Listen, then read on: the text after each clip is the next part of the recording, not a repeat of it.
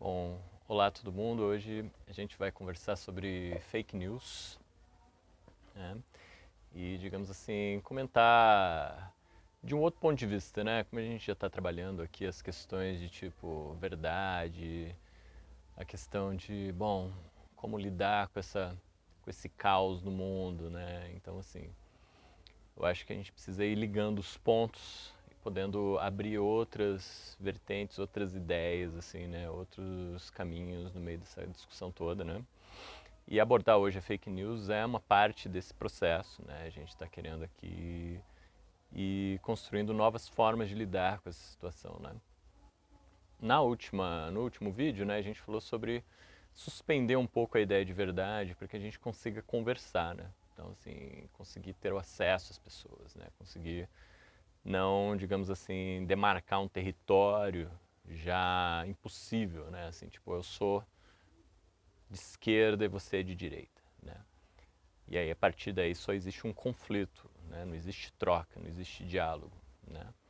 Então, assim, eu acho que hoje em dia, grande parte da discussão toda é a tentativa de demarcar as pessoas, né? De dizer, olha, você é de esquerda porque você pensa isso, isso e aquilo, né?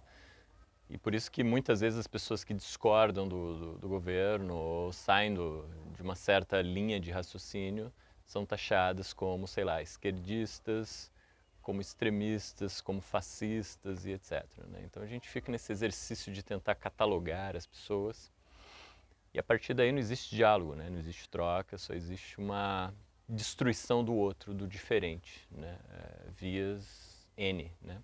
Hoje a gente vai lidar com fake news, que eu acho que é uma vertente disso, né? Uma forma de você deslegitimar o discurso do outro, de você destruir aquele que destoa da sua opinião, né?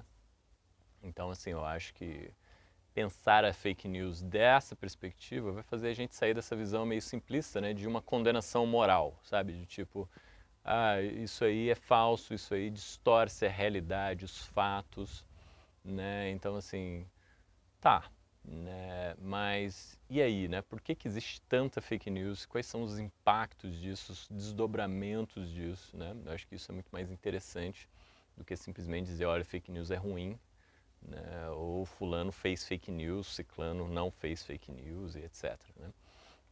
Então a primeira coisa que eu queria abordar era essa questão justamente, né? Do tipo, para que eu digo que tal coisa é fake news, né? Eu acho que tanto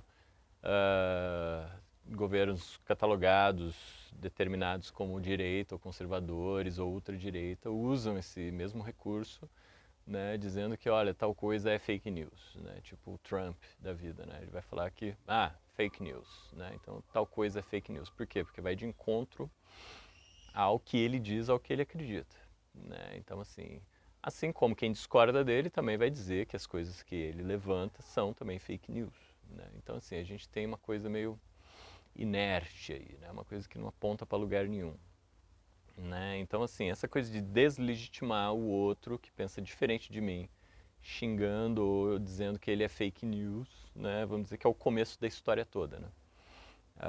Então assim, eu queria levantar justamente esse ponto, né? Do tipo, bom, e aí, né? Se eu digo que tal coisa é fake news, adianta alguma coisa, né? Vai nos ajudar a acrescentar alguma coisa no debate todo? Acredito que não, né?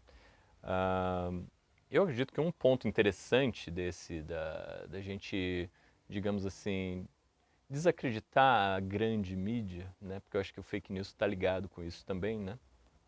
Porque está tudo aí a questão de criticar, questionar a grande mídia, né? Então aí eu acho que tem um ponto interessante, né? Que eu acho que já vem de longa data, por exemplo, da esquerda, né? De criticar a Globo, por exemplo, né? Então assim, muita gente já criticava a Globo, né? Nas campanhas dela para derrubar e colocar presidentes, né? No sentido de manipular o povo, né? Então eu acho que é interessante isso mesmo, né? Assim, no sentido de você conseguir questionar a notícia que é entregue como, né, verdade pela grande mídia, e aí você vai pesquisando outras formas de acesso à notícia, né? Outros canais, outros jornais, enfim, tem uma pluralidade aí de fontes, né? Eu acho que isso aí é algo super legal, super positivo, né? Uma vez eu visitei uma banca e perguntei, né, ei, o senhor tem Folha de São Paulo ou Estado, sei lá, né? Na época eu queria ler um jornal.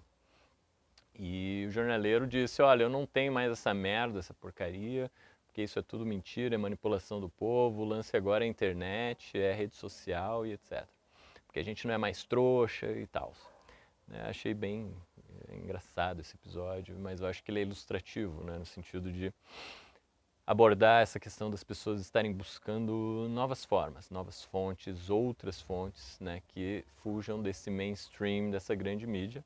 Acho que isso é um ponto positivo, né? Agora, eu acho que isso também abre uma série de questões, né? Então, assim, uma delas, a princípio, né, é o seguinte: a grande mídia coloca-se como, digamos assim, uma opinião neutra, né? Uma opinião que liga geralmente a notícia aos fatos. Eu acho que isso é um problema, né? Por quê? É a questão da neutralidade da notícia, né? Então, assim, eu acho que quando a notícia se coloca como neutra, eu acho que a gente tem aí uma ilusão de que aquilo ali é uma verdade absoluta, né? Então, assim, isso para mim é um problema, né? Por quê? Porque o indivíduo comum lá, na sua comunidade, na sua casa, ele muitas vezes não é contemplado por essa grande verdade, né? E a realidade que ele vive não é contemplada por esta mídia, né? Então ele vai se sentir o que? Não representado, ele não vai se sentir, digamos assim, tendo suas aspirações, suas queixas sendo repercutidas na grande mídia. Né? Então, assim, e aí a gente tem o que hoje? As mídias sociais, WhatsApp, grupos, enfim, Facebook e tudo mais, né? Então, assim, eu acho que essa ideia de neutralidade gera uma revolta nas pessoas, né? Elas querem, digamos assim, uma mídia que fale delas, porque isso também é verdade, né? A singularidade, a situação delas específica também é uma verdade para elas, né? Elas vivem isso na pele. E quando a grande mídia diz que tudo aquilo que ela coloca é a grande verdade, né, ela vai não se sentir contemplada por esse discurso comum, né, deslocada, enfim. Tudo isso vai gerando uma demanda por novos canais digamos assim, de notícias, né, de colocação de fatos, de verdades, né. E aí a gente tem toda essa questão de dizer que, bom, a grande mídia é mentirosa, né. Eu acho que o grande ponto é não, né, a questão da grande mídia é que ela se coloca como neutra, né? Se a gente abre essa neutralidade, a gente acaba, eu creio que, diminuindo essa questão, né? A gente coloca, digamos assim, a grande mídia também precisa se posicionar, na minha opinião, né? Ela não pode se colocar como uma verdade absoluta ou neutra, né? Ela tem uma postura, ela está, digamos, atualmente, na minha opinião, a Rede Globo está contra o Bolsonaro. Então, assim, se ela conseguir se posicionar claramente, eu acho que isso ajuda, né, a gente a se localizar dentro desse território, né, a saber, bom, essa notícia já tem um pouco desse peso, dessa mão pesada em cima do presidente, por exemplo, né? Então, assim, a questão da neutralidade e das alternativas, elas vão se combinando aí, né? Eu acho que isso é um ponto interessante aí, né? Então fica a questão, né? Não seria melhor assumir, de fato, uma posição logo, né? Inclusive a grande mídia, ou seja, deixar de lado essa coisa do discurso neutro? Eu acho que outra questão que fica é, eu tenho ouvido a questão de menos emoção e mais racionalidade, né? Então, assim, no sentido de chegar a uma verdade fria, né? Chegar aos fatos. Então, se eu fizesse essa coisa de expurgar as opiniões, eu vou chegar na verdade nuclear, na verdade do fato, né? Eu acho que isso também é um caminho complicado, né? Por quê? Porque daí eu sempre vou excluir outras verdades, sempre vou excluir outras pessoas, né? Enfim, da dignidade do discurso, de compartilhar daquele espaço também como se fosse uma verdade, né? E não como se fosse neutra, né? Então aí eu iria caminhar no sentido de ir na pluralidade mesmo, né? No sentido de ampliar a quantidade de vozes e de pessoas e de canais para que a gente tenha várias fontes disponíveis, né? Não no sentido de defender uma verdade única, mas no sentido de ampliar as perspectivas sobre o mesmo fato, né? Eu acho que aí a gente desconstrói esse dilema. Então, assim, acho que a pluralidade vai ajudar a gente a construir, digamos assim, um cenário mais amplo, onde as pessoas possam participar dela, né, e não ser excluídas em nome de uma tal neutralidade, né?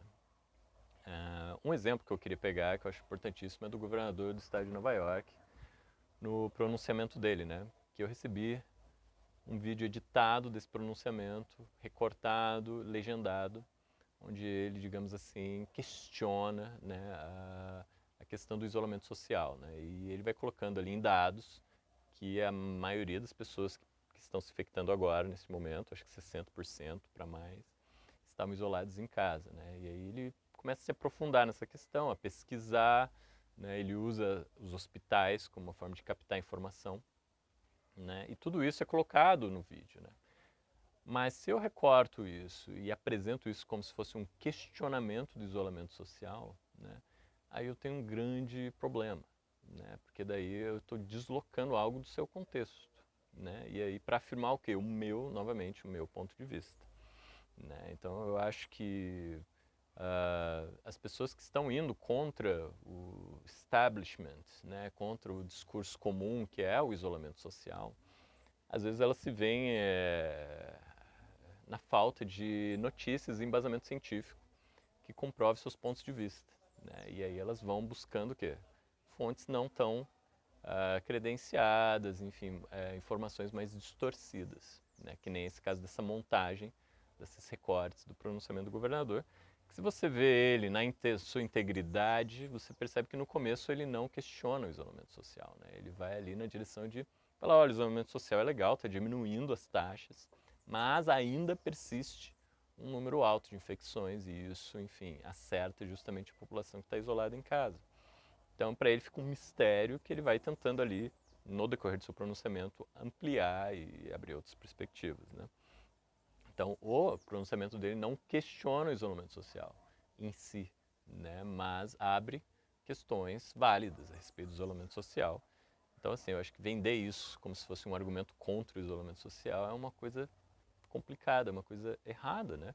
E aí você está expondo muitas pessoas, né, que estão aí no mundo aí, que estão recebendo essa mensagem no WhatsApp, e enfim, estão achando que isso é uma verdade absoluta, novamente, né? Estão achando que isso é uma verdade dos fatos, né? Então a gente precisa entender cada pontinho desse de verdade como se fosse uma perspectiva, uma fonte, né? E aí a gente consegue comparando, poxa, mas como é que é o pronunciamento todo dele? E aí a gente vai ampliando esse quadro, vai contextualizando as informações, né? Eu acho que isso aí mostra assim, a gente caminhando aí pro finalzinho já, né, do nosso vídeo, é entender que, bom, quando eu não tenho, digamos assim, a minha opinião, né, a minha realidade prevista pelo mainstream, pela grande mídia, pelo establishment, eu vou correr atrás de fontes, né? Eu vou correr atrás de espaços, de canais que me contemplem. E eu acho que isso que está por trás hoje dessa onda de fake news, né? Eu vou ali no canal do grupo tal do WhatsApp e vou recebendo ali minhas informações, né? Ou seja, quase como se eu recebesse de um informante privilegiado, assim, né? De um informante privilegiado e que contemple esse meu grupo específico que não é contemplado pela grande mídia. Então aí eu tenho uma espécie de canal singular, de um canal privilegiado da minha verdade, da minha opinião, né? Então eu acho que a grande questão dos fake news que vem a mostrar aqui, né, é essa questão de como integrar os diversos pontos de vista, né? Assim, eu acho que as pessoas que não são contempladas estão dando o seu jeito, estão encontrando, vamos dizer, formas de se verem representadas, né, num canal de notícias, por exemplo, né? Então, assim, a grande questão, ao meu ver, né, comentando aquela fala do menos afeto e mais racionalidade, é perceber que muita revolta, muita raiva não está sendo contemplada na grande mídia atual, né? E as pessoas estão procurando formas de expressar e de canalizar essa raiva, essas insatisfações, criando notícias, criando fatos, né? Então aí a gente percebe que o afeto cria o real, cria a verdade, né? Então aqui, na minha opinião, a questão não é deslegitimar os afetos, não é dizer, olha, isso aí é fake news, isso é mentira, isso é distorção, mas sim pensar em como então fazer, abrir formas legítimas de canalizar todos esses afetos, né?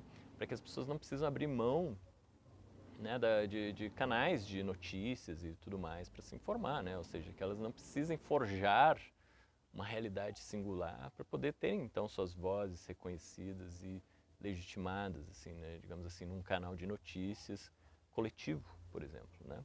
Então, assim, eu acho que o mais importante nessa cena toda das fake news é entender que, bom, quando eu estou com um monte de afeto dentro de mim, um monte de raiva, de insatisfação, e eu vejo aquela notícia que vai de encontro a esse afeto, eu, no fundo, não quero encontrar uma informação, eu não quero me informar melhor, eu quero descarregar esse afeto, né? E aí eu vou compartilhar essa notícia. Por quê? Porque no fundo eu quero descarregar, eu quero fazer esse afeto circular, né? Então, essas fake news, na minha opinião, elas seguem essa dinâmica de descarga afetiva, né? E eu acho que é por isso que é tão difícil a gente combater as fake news com a ideia de verdade, né? Então eu fico por aqui, a gente continua num próximo vídeo. Um abraço para todos aí.